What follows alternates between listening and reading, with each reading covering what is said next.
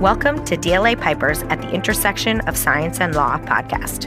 In this episode, Quest Diagnostics' Adam Donat is joined by DLA Pipers Kirsten Axelson, Rachel Portman, and Jay Kim to discuss the increasing complexity and cost of clinical trials, new FDA guidance, innovative trial designs and tools, and what's expected in the new year. Hello, and welcome to today's podcast, where we'll discuss clinical trials for drugs and devices, modernization of product development for greater efficiency, patient centricity, and enrollment of diverse subjects. We're having this discussion today because as medicines have become more complex and often targeted to specific populations, trials have become more expensive and require more measurements and endpoints, which can be burdensome to patients. Enrollment is a challenge, and in particular, there is a lack of diversity in pivotal clinical trials for new drugs, as well as the exclusion of people with complex comorbidities in those same studies. This is the result of study design, historical distrust, and typically used inclusion and exclusion criteria, as well as concerns about adherence to clinical trial procedures and sponsor focus on rapid enrollment. Congress recently has directed the Food and Drug Administration in the U.S. to require diversity plans for clinical trials. And the FDA has issued guidance that directs clinical trial sponsors about what the agency expects to see in a plan and the measurement of those outcomes. In addition to racial and ethnic diversity, the FDA's guidance also identifies age and sex as diversity factors to address in these plans. Furthermore, industry and patient groups are actively pushing for other factors such as geographic location, socioeconomic status, and disability to be incorporated as part of these diversity action plans. Innovative trial designs and enabling tools may help to achieve the goal of more accurate inclusion in clinical trials. And this can include remote-enabled clinical trials, adaptive trial designs, and use of novel endpoints that are more patient-friendly and easier to tolerate, or using artificial intelligence as a supportive tool throughout trial design and implementation. These approaches are still in development, and sponsors may still lack clarity about what is permitted. So let me ask my colleagues to introduce themselves. Adam, could you please go first? Why did we ask you to be part of this podcast today? What makes you an expert? Thanks, Kirsten. I'm happy to be here. I am a senior legal counsel with Quest Diagnostics, and there I specialize in medical device issues as in-house counsel for the company. Prior to joining Quest, earlier in my career, I worked with NIH in managing their clinical trials. So I have experience on that side of the fence and actually trying to help and run clinical studies and submit things to the agency. After that, I actually worked with FDA for about 14 years on both the drug side and the Center for Drugs and on the devices side for the Center for Devices. In the entire 14 years I was there, I worked in clinical trial issues. So happy to be a part of this conversation. Thank you, Adam. Rachel, why did we ask you to be a part of the podcast today? Thank you for inviting me to join this great group on the podcast today. I am a policy advisor at DLA Piper, where I advise clients on a full range of healthcare topics related to Capitol Hill and the administration. I served for 6 years in the U.S. Senate. I covered the healthcare portfolio for a senior senator on the Senate Finance Committee, where we dealt with coverage-related issues, so Medicare and Medicaid, as well as some other welfare issues. And he was also a member of the Senate Health, Education, Labor, and Pensions Committee, the HELP Committee. And my last 2 years on the Hill, 2021 and 2022, I spent as his Deputy Health Policy Director on the Senate HELP Committee. So I was over on the committee when we were working on Fedora, which I'm sure we will cover later on, and ultimately passed, and looking forward to being a part of this conversation today. Thank you, Rachel. Jay, what makes you an expert on clinical trial design? Hey, Kirsten. It's great to be on this podcast. My name is Jay Kim. I'm a partner in the FDA regulatory group, and I'm based in our Philadelphia office. I've personally have always been fascinated by the intersection of law, research, and public health. During my undergrad years at Johns Hopkins, I worked as a clinical research associate at the Johns Hopkins Down Syndrome Clinic and served as the co-editor-in-chief of Epidemic Proportions, which is the Hopkins Public Health Research Journal. As an attorney, I work with life sciences clients on a range of regulatory compliance and enforcement matters, from drafting and negotiating clinical trial agreements, navigating FDA's GCP regulations and guidance, to conducting gap assessments when there have been allegations of clinical trial misconduct. Thank you, Jay. Adam, can you please start us off and explain what's known about the clinical trial diversity requirements now being asked of pharmaceutical companies and device companies? For example, when will they be required to submit these plans? What's included? Sure, happy to. So, FDA very recently released draft guidance on diversity action plans. And essentially, the underlying purpose of these plans, the goal of them, is to increase enrollment of underrepresented groups in clinical trials to improve knowledge about how medications, devices, and biologics affect those populations. So, to gather more information about how these medical products impact the overall population. Because clinical trials traditionally have been very small and they may just represent a small group.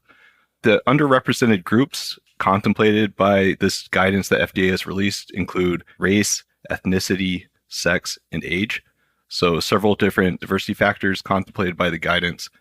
And essentially what the guidance requires is that sponsors of clinical trials, so drug companies, device companies, must submit a diversity action plan outlining how they will achieve enrollment goals for underrepresented populations in their clinical trials. So this is something to document outlining their plan for how, going through the study, they will try to incorporate a more complete representation of the public of who will eventually be using those products. The plan itself should specify specific goals for the different demographics and describe strategies for reaching those goals. So over time, how they will reach, for example, a certain age population, a certain percentage of the overall subjects enrolled in the study for age or race or ethnicity or sex. So in talking about timeline, the guidance is only drafted at this point, but once it's finalized, there will be a 180-day waiting period until these plans are to be required by the agency. So that date isn't known yet, but once that guidance is finalized, sponsors will have 180 days to start drafting these plans and submitting them. But we have seen within DLA Piper that companies are already starting to try to formulate these plans and submit them to the agency and understand exactly what does a good plan look like. They're trying to get their head around that. So even though the requirement isn't for somewhere out in the future, sponsors are already starting to try to address those. Thank you, Adam. So, Rachel, the FDA, the NIH, others have been working for a long time on diversity and increasing the diversity, particularly in pivotal trials, including race, age, gender. How did it come to pass that Congress directed the FDA to require these plans as opposed to continuing on as a voluntary effort? Yeah, for years now, the agencies as well as Congress have tried to take different steps and different approaches towards further diversifying clinical trial participation. But it's all fair to say now that we haven't necessarily hit the ball out of the park and there's still a lot more work to be done. And even over my first few years in Congress, there were various one-off bills to try and improve clinical trial participation diversity, including one bill that I worked on, the Clinical Treatment Act, to cover routine services for Medicaid beneficiaries to align with commercial health plans. And so there were various ways to get at a variety of issues that individuals who would like to be participating in clinical trials were facing and maybe preventing them from that participation. Adam started to get at the FDA's role in the clinical trial process and the work that could be done there. And so as a part of our negotiations for what was the most recent drug user fee agreement, the Food and Drug Omnibus Reform Act of 2022, FDORA, which was ultimately signed into law in the December 2022 end-of-year package, did include that requirement that sponsors of the phase 3 and other pivotal studies would have to develop and implement a diversity action plan. So as far as FDA policy goes, this was really policymakers coming to a crescendo of now's our moment to really try and make a strong impact for what is possible to really foresee a diverse clinical trial pool. And if this doesn't work, what else needs to be done, and show a gap in where the true need is if this doesn't meet that goal. Thank you, Rachel. So, Jay, a lot of research has been done to try to identify why we've not been able to achieve more diversity in clinical trials, despite a lot of effort being made. Can you talk to me about what are some of the innovations in clinical trial designs that might help achieve success in the goal of achieving more diversity in pivotal studies so that companies who are drafting these diversity plans will be able to enroll the target populations? Sure. One of the biggest innovations right now that is really taking hold of the industry is implementation of decentralized trial designs, or DCTs. These are basically clinical trials where some or all aspects of the clinical trial occurs at locations other than the traditional clinical trial sites. And a DCT can be designed in various ways. It can be completely remote, or you can adopt a hybrid approach. In my experience, I've seen companies use telemedicine to take subjects' vital measurements at home. We've seen traveling PIs going to site. We've seen informed consent being taken electronically, as well as home visits and also direct delivery of investigational drugs to subjects. So there's really a lot of room for flexibility and sort of creative solutions so that clinical trials can actually reach the patients where it's most convenient for them.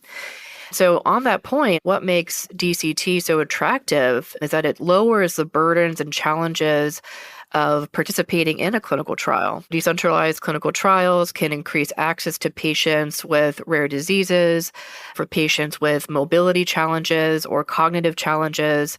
For example, for folks in nursing homes is a good population. And it also helps to diversify the clinical trial pool, whether it's across geographies, socioeconomic tiers, or other cultural groups. And overall, it's just a more convenient way to reach subjects. And for some conditions like COVID or other conditions that are contagious, it can help to limit the potential of spreading to clinical trial staff or other clinical trial participants. And I think what goes hand in hand quite nicely with the DCT design are digital health technologies, or DHTs.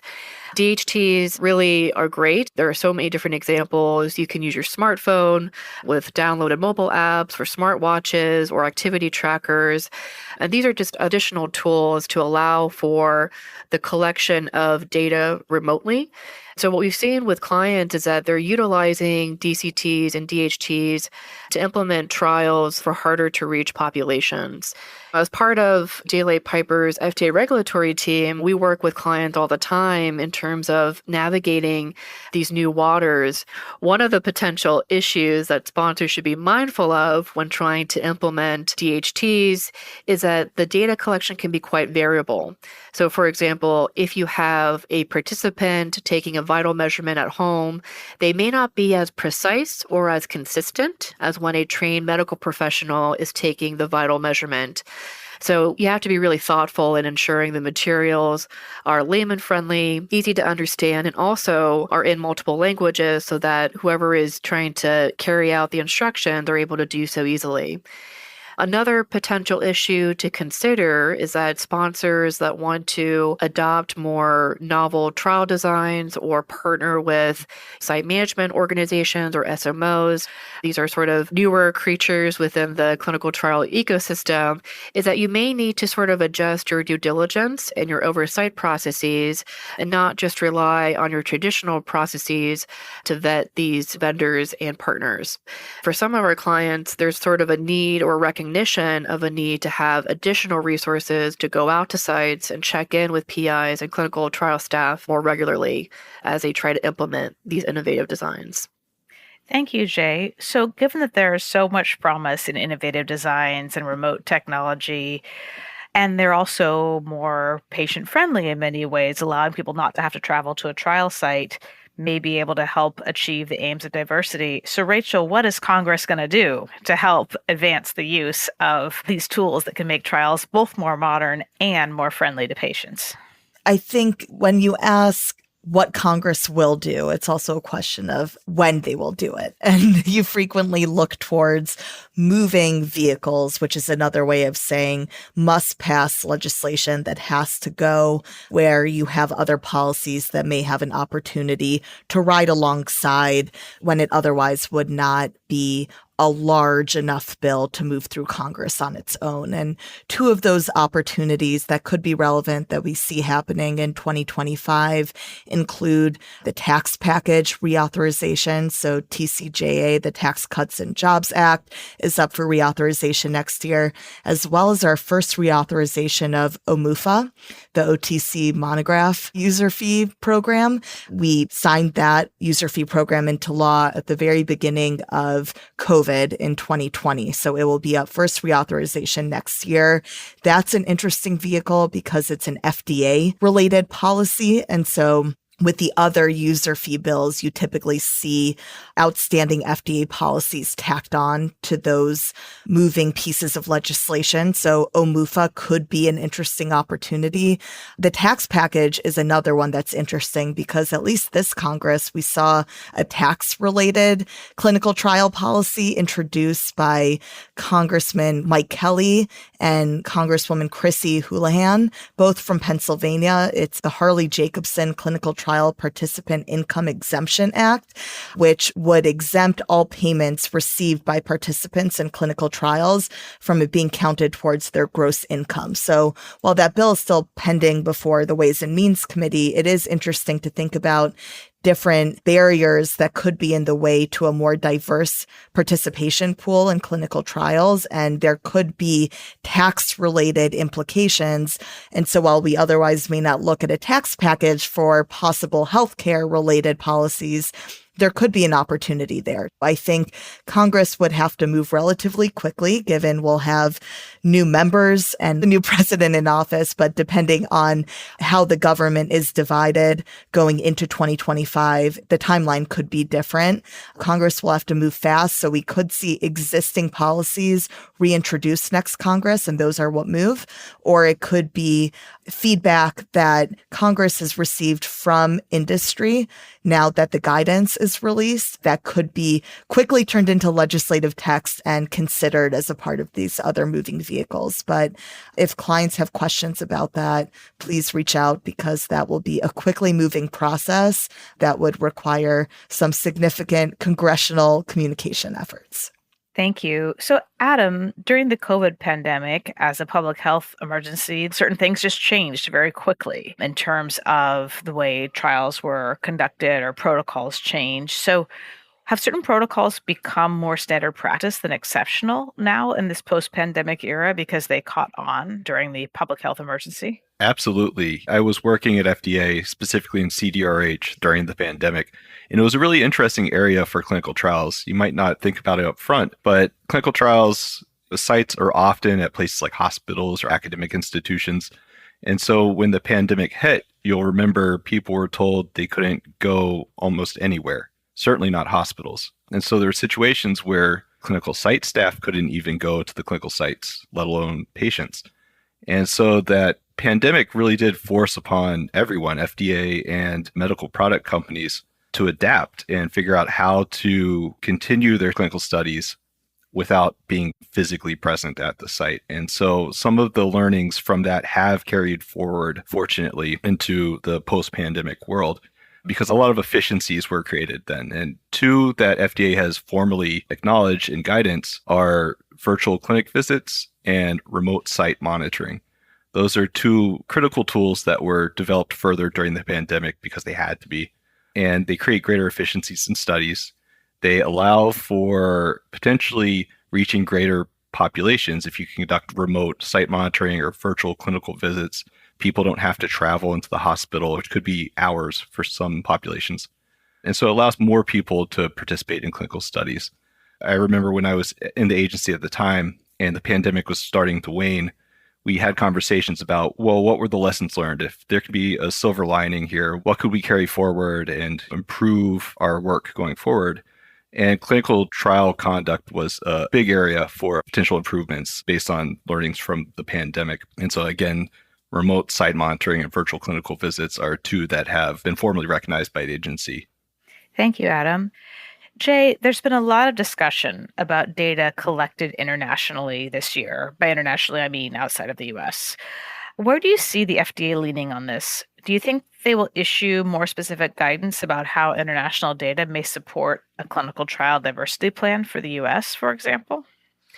Yeah, Kirsten, there have been a number of headlines on this where we've seen FDA actually reject marketing authorization applications for drugs that were supported by clinical trial data from a single country. So the concern there was that the data was not representative of the target US population. And this is true even if there was a bridging study in some cases. And this can be very impactful, especially since we're seeing a lot of oncology and biotech innovation in countries like China, which is an enormous source of potential data for drug development. In the near term, I expect FDA is likely going to be more focused on implementing the DAP at a basic core level in current guidance and then touch on other issues like international data in the long term. But I will say this, in the June 2024 guidance on diversity action plans, FDA has a couple sentences on this topic where they recognize the importance of international data in product development, and they do support robust multi-regional clinical trials. That being said, the agency appears to have emphasized in the guidance that DAPs must describe enrollment goals for the entire study and not just limited to U.S. enrolled participants. So for a DAP for a multi-regional study, you'll need to take care to ensure that the enrolled population across all sites, not just those in the US, to be representative of the target US population, which is a tall order, I would say. It's going to be a high burden for some companies to meet that. I would say that while the guidance doesn't shut the door on international data, I think it's very crucial for sponsors to be having early discussions with FDA to ensure that their goals and their protocols are meeting the agency's expectations. Thank you, Jay. So, Adam, we've seen some guidance coming out from the agency about post-market studies that the FDA may consider asking for additional data post-market, particularly if the pivotal study does not have a diverse population in different ways that population could be defined, whether it's race or age or gender. So, what is the right role for post-market data in clinical trial representation in your point of view? And does it need to happen in the pivotal study, or is there a way to achieve the aim of better evidence for all patients, all people in the US who need to take a medicine through post-market data collection? I think post-market data collection will have an increasingly important role going forward, especially with trying to meet diversity goals. Because if we take a step back, and we think about, well, how is FDA going to enforce this requirement for diversity action plans? Certainly, it's required to be submitted to the agency. And so the review team will review it along with the protocol for the study and can provide comments at that stage. But what if the plan looks good and you go through with the study and the sponsor is not able to meet important diversity goals that were outlined in the plan? Would FDA then say, well, the product can't be approved? Maybe there would be extreme cases where they might say that. Each case is different, of course. But I imagine the agency would try to find ways to work with companies to move that product forward and to collect data to answer the open questions that remain. And post-market data collection is one way to do that. It could be through a study, a formal post-market study that's conducted after the product is out on the market, or it could be simply monitoring for adverse events to ensure that there aren't any unforeseen problems. So I think for something like a diversity action plan, there's only so much that the sponsor can control in that situation to try to meet the numbers. And in cases where they're not met, it could be that FDA would then look to post-market data to try to collect that additional information and ensure that the product is truly safe and effective. I will also just give a plug for real-world evidence in this scenario. I know the agency is increasingly supporting the use of real-world evidence, which is simply information collected outside of a traditional clinical study that can then be used to support regulatory decision-making for a drug or device.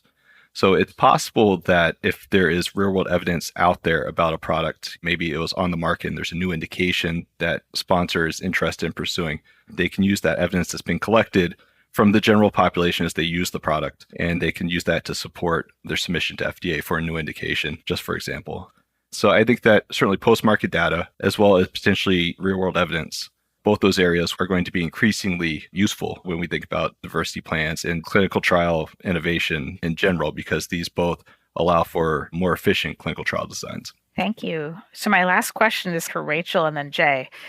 What are you most commonly working on with your clients at DLA Piper as it relates to diversity and innovative clinical trial models? And I could ask you to think about trial design, international data collection, real-world evidence, raising these issues with members of Congress, patient groups, and others. What are you working on, Rachel? Yeah. Working on every element, I think, that you just listed, Kirsten. The clients that I'm working with now really span the spectrum of research bench and working with academic medical centers all the way through to life science companies that are trying to figure out how to develop these diversity action plans, what the FDA wants to see, how to work with Congress about next steps so they can broaden their clinical trial participation diversity. And I think something important to note here, at least in conversations with clients that I'm working with, are that they want a diverse clinical trial pool. They want to have a really diverse population. They want to know that the drugs that they are working on are having the impact on the desired population or on a broad population if there is no intended population per se. The biggest challenge is how do you get that? And so a lot of the policies that I'm working on with these clients are there more comprehensive ways we need to start thinking about ensuring that we have a diverse population pool, and whether that is an esoteric Medicare or Medicaid policy that is currently getting in the way of participation? Is it looking at value-based arrangements and how to think about cures instead of just treatments down the road, and different ways that individuals can participate in those clinical trials? It is an exciting time to be working in this space, a challenging time with a lot of unknown ahead, but I think what's exciting is everyone is really trying to work towards the same goal of truly diverse population pools for these clinical trials. It's a matter of how that needs to get done, and it's an honor to work with clients towards that goal. Jay, what about you? How would you answer that question? Yeah, on the clinical trial front, we are seeing life science clients increasingly focusing on patient centricity as a core value, a guiding North Star for clinical trial development, which is really putting patients at the center of clinical trial design and implementation. And as part of that patient-centric focus, we are seeing pharma and biotech companies taking action in various creative ways and really leaning into digital health tools and decentralized clinical trial designs to get this done. For example, we've worked with clients to develop a patient engagement program to allow companies to connect with patients in the community so that they understand and are aware of the clinical trial process and how it applies to them. Other examples that we've seen are clients developing a digital health strategy just for clinical trials and actually co-creating digital solutions to make clinical trial participation easier for patients. We're also seeing a lot of different ways to reach patient populations, whether it's by using bilingual educators to go out into the community or having clinical trial materials translated into multiple languages. There's a lot of different ways that we're seeing this done in the industry. And at DLA Piper, we work with our clients as a true thought partner to help them accomplish their goals. And like Rachel said it so eloquently, we're so proud of the work that we get to do every day and really roll up our sleeves and get to work. So thank you, Kirsten, for this opportunity to share our thoughts on this relevant topic. Thank you, Jay, Adam, and Rachel, for a great conversation today. Clinical trial modernization with its aim to make trials more efficient, easier for patients, and of course, to achieve greater diversity in the pivotal studies is such a critical topic. I know that you'll continue to work towards these goals in your work with clients and in your careers. So thank you very much for taking the time. Thank you for listening to DLA Piper's At the Intersection of Science and Law podcast. If you enjoyed this podcast, please subscribe to the series so you can receive notifications about new episodes. All information, content, and materials contained in this podcast are for general informational purposes only. This podcast is intended to be a general overview of the subjects discussed and does not create a lawyer-client relationship. Statements and opinions are those of the individual speakers and participants and do not necessarily reflect the policies or opinions of DLA Piper LLP US. The information contained in this podcast is not and should not be used as a substitute for legal advice.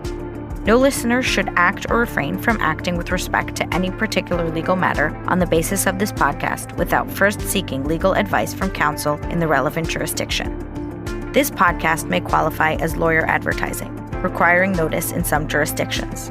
Prior results do not guarantee a similar outcome. DLA Piper LLP US accepts no responsibility for any actions taken or not taken as a result of this podcast.